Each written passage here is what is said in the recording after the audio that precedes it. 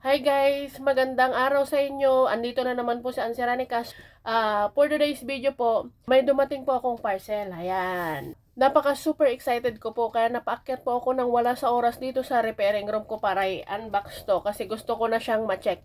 Hindi na po ako makapag-antay ng isa pang araw. Bukas po is Friday, so day off po natin. Doon ko sana siya i-open pero napaka-excited ko pong makita yung nasa loob nito kaya nandito po ako sa taas ngayon at mag-unbox ako at ipapakita ko sa inyo. So, heto guys, i-unbox ko na siya. Order ko na naman siya online. Mura lang po ito. Hindi po ako gumagastos ng napaka-laking pera para lang po sa hobbies ko. Opo, magastos po yung hobbies ko na pagre-repair kasi tawag nito, kailangan mong gumastos, laging bili ng parts, ganun po. Pero ito po talaga is hilig ko po ang mag-repair. So, hindi po ako nagre-repair na mga bumili ng mamahalin. Depende na lang po kung kailangan na kailangan ko yung isang bagay at saka gusto ko siya talaga. Kahit mahal po yan, binibili ko para ma-repair. Unlike po gaya nung DJ controller po na ni-repair ko, yun po ang medyo pricey kasi ano po siya, malaki at may tatak po kasi yung pangalan nun. So kahit medyo mahal siya, green up ko na siya kasi pinakamura sa market na ganong klase. So kahit medyo pricey, binili ko na rin po siya para magamit kasi kailangan ko po yun kaya ko siya binili. So ito po ipapakita ko sa inyo ngayon yung in-order ko. Excited talaga. Alam nyo guys, basta about repair. Kahit sobrang pagod ko sa trabaho, basta about repair. Ginaganahan talaga ako. Kahit sobrang pagod sa trabaho. Kahit sobrang late na po, talagang sinisipag po talaga ako. Basta pagre-repair.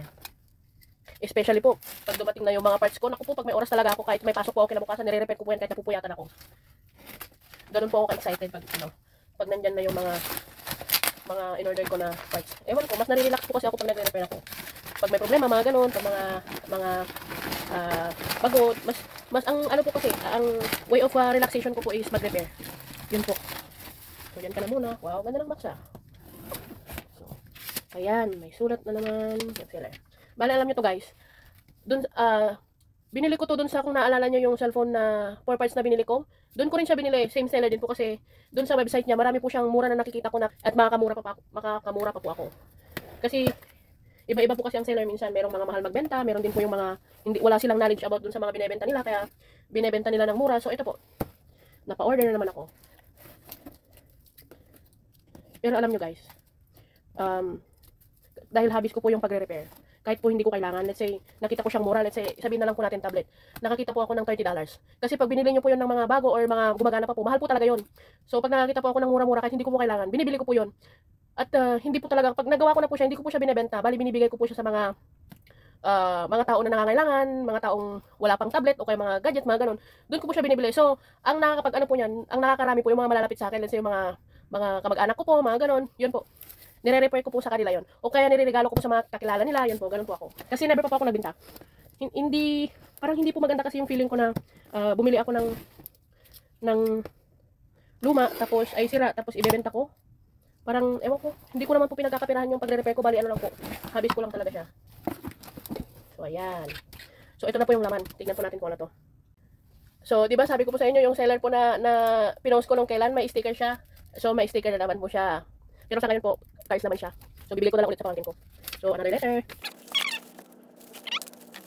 Ayan. Tablet. Mura lang pong bili ko dito sa tablet na to and updated pa rin po tong tablet na to. Bali, nasa $30 kung hindi po ako nagkakamali. And then, parts po niya, alam nyo na po, mura lang po yung parts. So, nakita ko. Pero kung tablet naman na po ito is, wala siyang battery, siya na-charge. So, ito po is yan. Alam nyo ba dati guys, nung wala pa ako dito sa Canada, tawag nito, alam mo yung hindi ka pa nakakapagtrabaho o yung sahod mo is good enough lang para makapag-bili ka ng mga ulam, pagkain, yung mga daily needs mo. Pero nung nandito na po ako, yung mga gamit kasi dito na mga pag-ayaw na nila or kaya mga sira is nabibili mo na lang siya ng mura. Unlike sa Pilipinas na kahit basag na or sira-sira na, mahal pa rin siya pag binenta. So nung nandito na po ako, doon ko na napursu yung hilig ko na mag-repair. Kasi mahilig na rin po ako talaga mag-repair sa Pilipinas pa lang. So dahil wala po akong pera noon, hindi pa po ako makabili ng tools ko. So hanggang hiram-hiram lang po ako sa papa ko, yung mga basic tools lang po niya. Yung mga hot air, hindi po uso dun sa tools ng papa ko. So nung nandito po ako, parang nakahiligan ko na po hanggang sa dito ko na po na ipursige yung hilig ko na mag-repair talaga. So kumpleto na rin po ako sa tools. So ngayon po, kung dati ako yung humihiram sa papa ko na pinapagalitan pa niya. So ngayon naman po, ako na po yung pinaghihiraman ng papa ko. So pinapagalitan ko na rin siya pag hindi niya binalik kung saan niya kinuha, di ba?